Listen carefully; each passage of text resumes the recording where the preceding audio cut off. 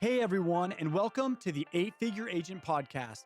My name is Jared Larsen, and I'm joined by my co-host Matt Walker, CEO of Swivel, the world's most flexible financial services CRM. Our mission is to build community, a community where we can empower each other to achieve remarkable success in the financial sector. Join Matt and me every week as we will motivate you to reach new heights in your career and unlock your full potential. Reaching your next level of success starts now.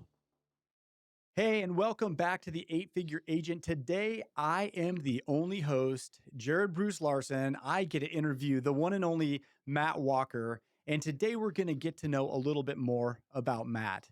And before we jump into me asking him questions, and I'm going to try and roast him a little bit and have some fun, I want to start by saying, have you ever met someone that's so genuine and caring that you just feel it? Have you ever met somebody that just oozes success and humility? Have you ever met someone that you can tell cares so deeply about you that it just warms you? You just want to be around him. That's Matt Walker, and he's been my best friend for many, many years. And I'm so lucky because I've learned more as a result of being around him. And today's the opportunity for you to learn from him. So Matt, thanks for joining us today. Yeah, well, thank you. That's quite the introduction. Okay, so you've got to let's just break, but let's have some fun with this. But I want you to tell us your story a little bit. Talk about where you came from, your childhood, and just give us some of those things that have helped shape you over the years. Yeah, so short version is had a kind of picturesque growing up lifestyle. I have a grandparents that had a culture of loving and caring, both sides. Both my grandparents, I remember being friendly and liking each other. And then my parents were picturesque, perfect parents. And, the only thing that's weird about that is the older I've gotten, it's been true. Like, usually we all get older and like the world falls apart on you. And the thing that's been weird is they've stayed true to who they are. And, I realize how lucky and unique that is. When you're in a family of a culture of love, and a culture of commitment, it becomes the second nature of love and commitment. My dad had a job in England. And so, kind of my early memories are growing up in England and playing, football there. And that was fun. And then coming back to the States and continuing with that and playing the game. And, when I was younger, I was good. And so when you're good at something, it kind of defines who you are. Mm-hmm. And so you kind of know yourself as the soccer person. I was a builder. I was a creative person. I loved art as well. But, no one knew those sides of me. They just knew me as, the soccer guy. And so, of course, that's where you and I met. And we were, 10 years old or however, 11 or old, however old we were. But there was a couple people that really shaped me along the way. Of course, my parents and family. Friends and everyone else, but there was a coach that we both had. His name's Greg Lowry, and I've watched my kids play, and they have different coaches, and we've had coaches at very high levels, through the U.S. Development League programs to college coaches to semi-pro coaches, and all these different things at the levels that we've played. But Greg Lowry was a coach, and I've never met a coach that coached kids how to win. He knew how to teach us how to win. And it's been fun to watch this group of young men that grew up with Greg Lowry, and they've all won in their lives because Greg taught us how to win, on the field. What was it about him? Was he a soccer tactician or was he good at what was it about him that helped you win? Yeah, so there's 2 or 3 key things that happened. And one of them was we lost a game that we shouldn't have lost, and he came in with a lot of passion and emotion. He says, young man, I want you to remember 2 things. It's all about intensity and integrity.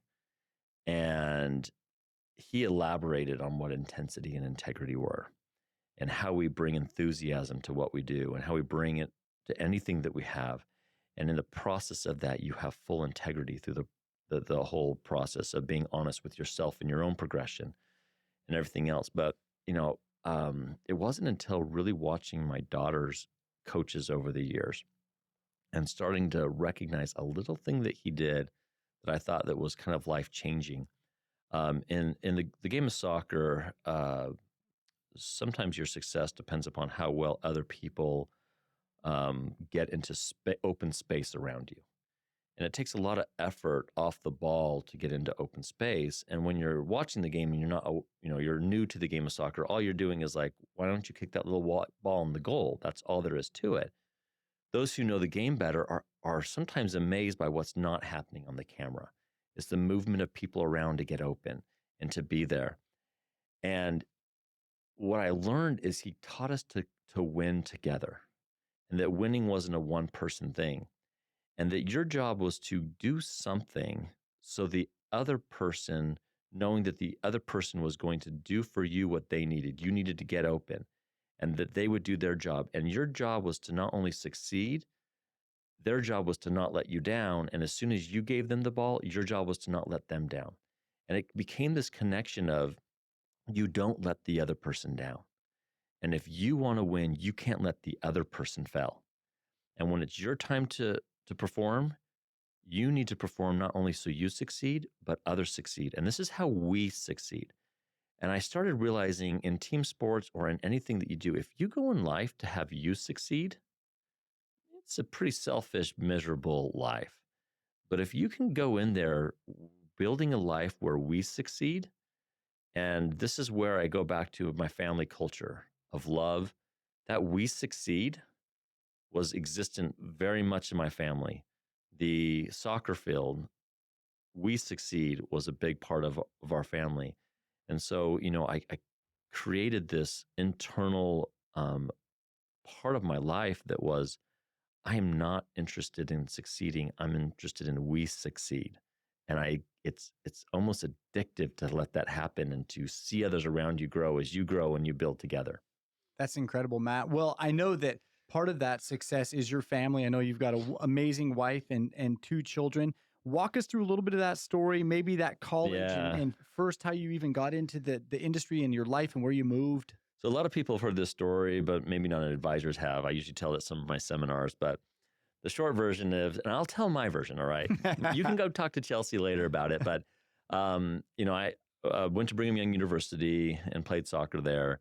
And it's funny when you say, I went to Brigham University and you play soccer there, you were a sports person, And, but what had happened is in high school, I really got into pottery and I made a lot of pots, and one thing led to another.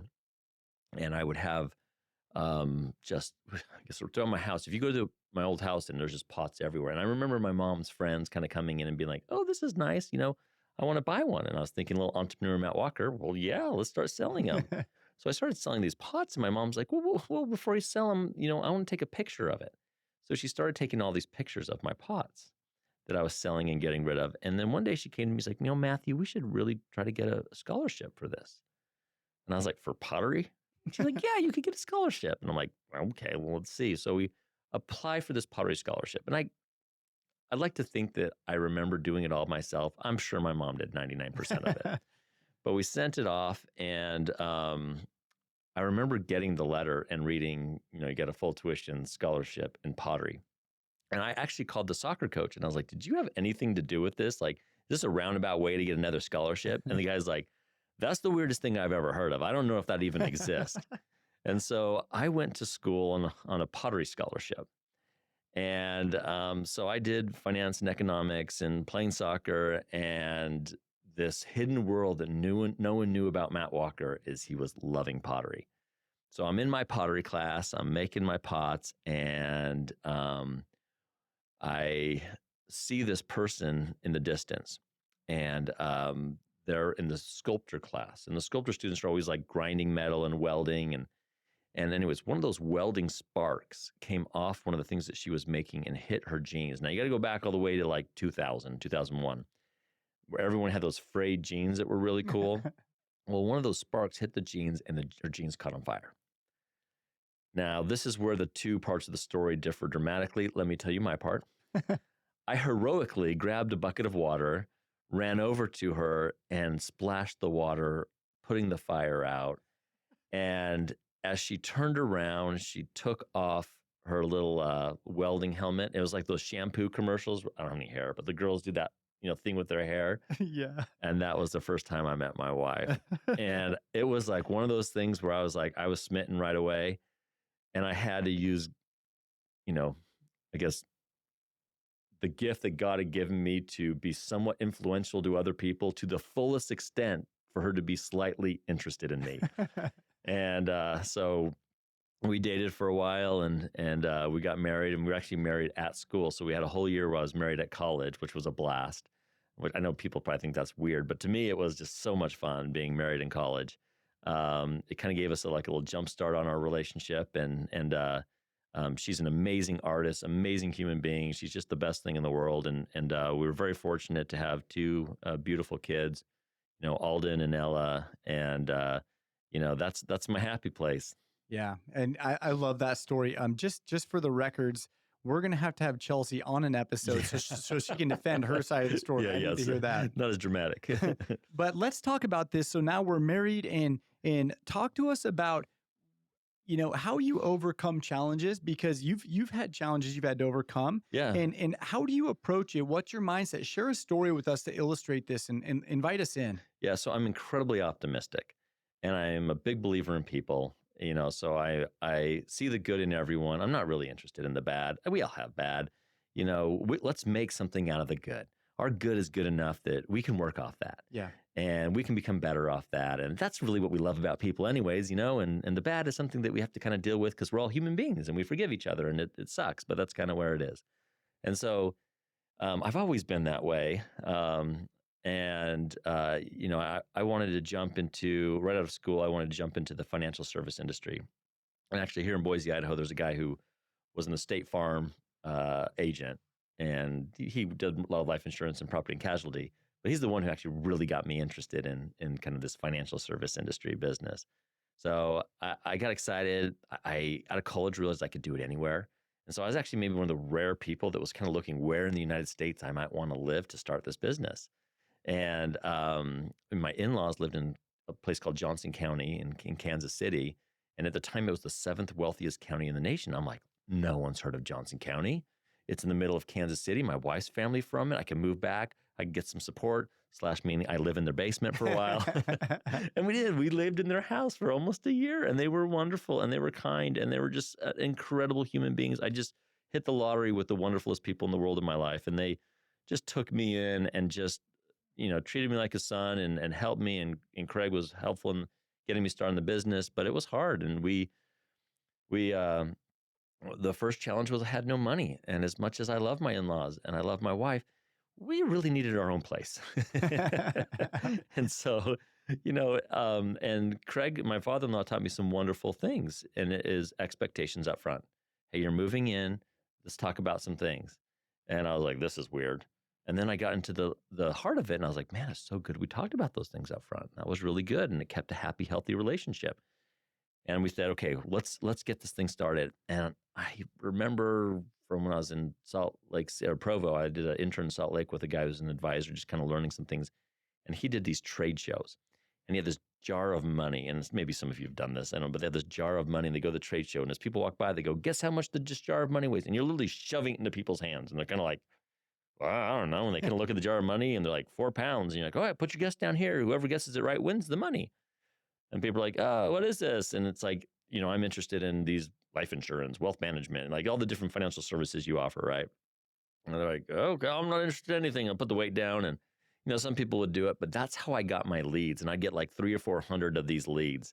And my wife, Chelsea, who was working with me at the time, this is a funny story, but I was always been big into analytics. If you want to, grow, you need to, record your growth, see what's working.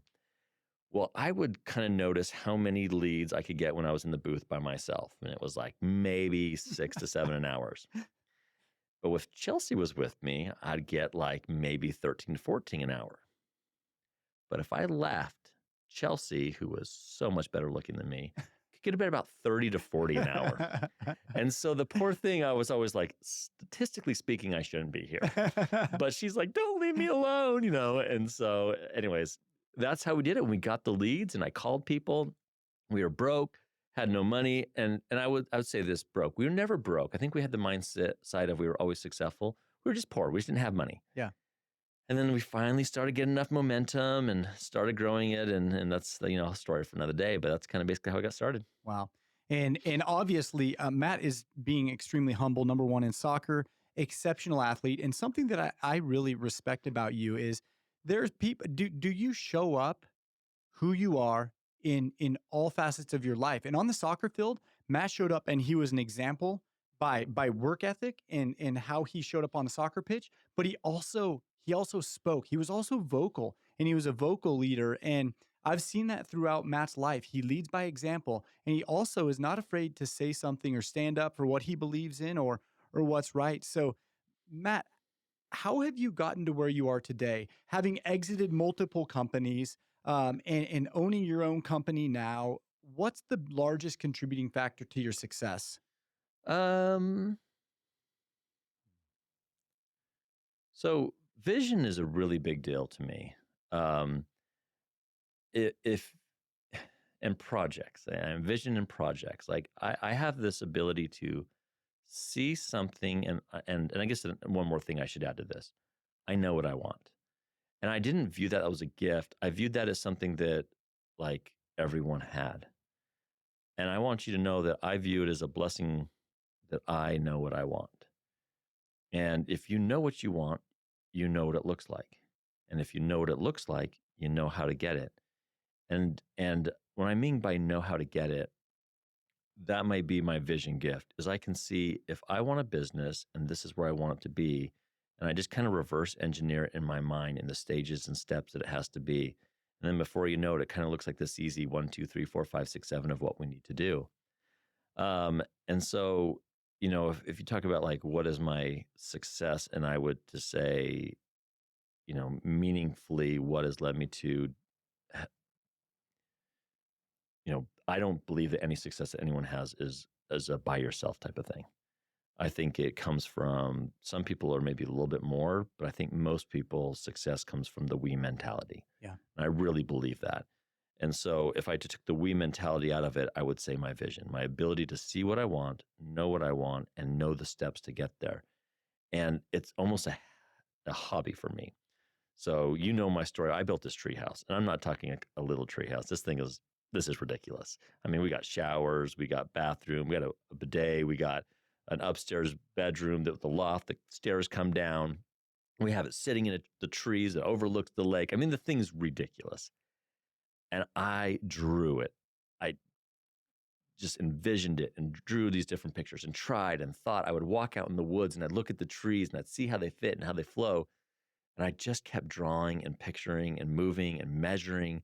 And all of a sudden it started taking shape, and I started being able to build it in my mind and being able to do it. And now all of a sudden there's this stupid, amazing, ridiculous tree house in my property. And I kind of envision that with everything else that I do. It's like, what do I want? And just start working backwards on it. And then I'm a big believer in that path to get there. You better be taking people with you, and you better be doing it together, because it's no fun. One of the exits we did was it felt very lonely on the exit, and it wasn't very successful. The exits that are better are the ones where it's like a lot of people and it's a win for everyone. Yeah. I love that. Yeah, and I've got the opportunity to be one of those people you pulled along on that project, and it helped me. Like, it was fulfilling for me to help you fulfill your vision, and I get that. Like, you ooze that, pull people along and creative and enthusiastically build. So, Matt, we'll wrap up here in just a minute, but what would you say you're afraid of?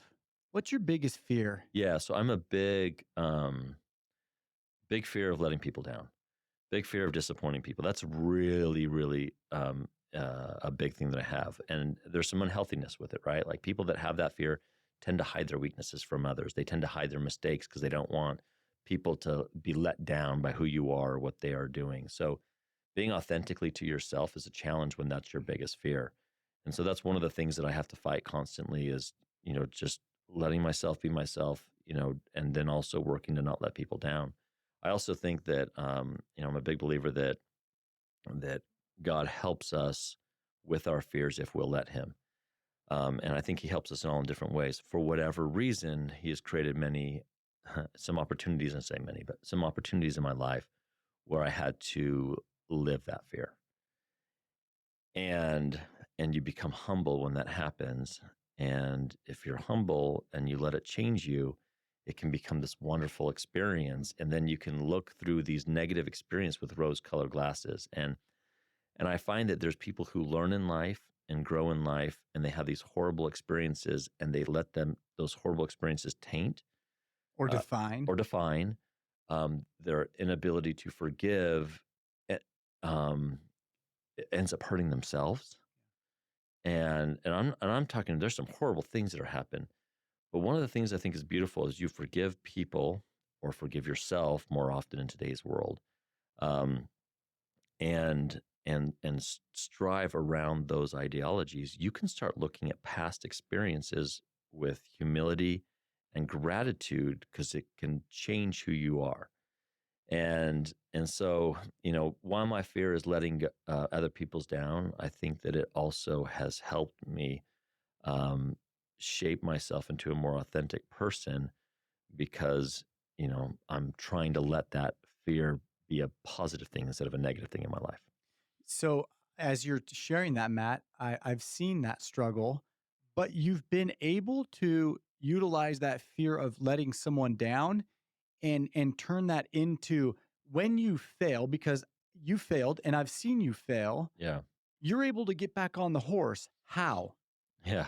So that's where I go back to optimism and hope, and it's a we, right? So um, you said something to me once, that I like is, how do you overcome the anxiety and stuff? Is you move first. You got to move. And I'm going to tell anyone through this, any anxiety, I feel it all the time through all the different things that I do. The first thing you got to do is move. You get out of bed, you move. You just put one foot in your other. I don't want to do that. I mean, I can't tell you how many times I don't want to do this meeting. I don't want to do this. And I just step in front of the foot. Yep. I don't want to do this. I put my tie on. I'm going to this meeting. I don't want to do this. I'm putting my watch on. I'm going to be out there. I don't want to do this. I'm going to have this conversation. The words just come out of my mouth. You got to move. You got to face it, the fear. You got to take it head on. You do that, and those fears, I'm talking, I felt it. I've known that crippling lay in bed, let the earth bury you. You don't ever want to see anyone again. How, I could never be this person. The whole world thinks you're the worst person in the world. I felt it. I've also felt that feeling of knowing what it takes to do that. Now, my personal belief is I couldn't do it alone. I needed God to help me get out of that bed. And I will say that forever. Like, he helped me get out of bed, and he helped me take that next step. And that was a prayer that I offered to get myself out. And as soon as you get out of that, it's the next step, and it's the next step, and it's the next step. And so, how do you overcome that fear? How do you overcome that? When you're at the all the time bottom, is you move, and you move with faith, and faith and optimism and hope. It is the cure to that. I love it, Matt. Well, let's wrap up here. What is the single most important piece of advice that you could give our listeners today? I want people to be happy in our industry. It's such a great industry. I love it. We get to help people all the time. And meaningful ways, like, we get to make a meaningful way where they can get confidence in what they're doing and protected. I mean, those who are on the insurance sides, I've heard death benefit claim stories that make me cry. I mean, wealth management people that take their job serious, that help people along this way to journey to what that means. And we get to talk to people, we get to meet with people. And so, just love it. Be happy. Just have joy in what we're doing, because it's just such a fantastic industry. Just be happy and find a way to make it happy, because it's so good. And if you have a hard time with it, just go call a client. Go call your favorite client and just say, hey, I'm thinking about you. How you doing? And you're going to be happy in a second. This is such a great industry. So my one thing would be, have that enthusiasm that this is great. This is the best industry in the world. We're so lucky to be a part of it. Just enjoy it and make it fun, and let the bad roll off your back and make the good more memorable. And we are so lucky to be in this wonderful, wonderful industry. Well, Matt, we're lucky to have you today, get to learn a little bit more about you, your life, how you got where you are. It's no surprise that you've been wildly successful. I hope that you guys have had some fun getting to know Matt and me better. And we hope that you'll continue listening to our podcast and invite others who could benefit from this as well. Thank you. Thank you so much for hanging out with us today. If you enjoyed this episode, make sure to subscribe and follow us on your preferred platform wherever you listen to podcasts. Remember, success loves company, so share this podcast with someone who you think might enjoy it too, and let's build a community together. Let's keep the momentum going until the next episode drops. And hey, if you got any questions or topic ideas that you would like us to focus on, send us a message on social media. Again, thanks so much for joining us. Until next time.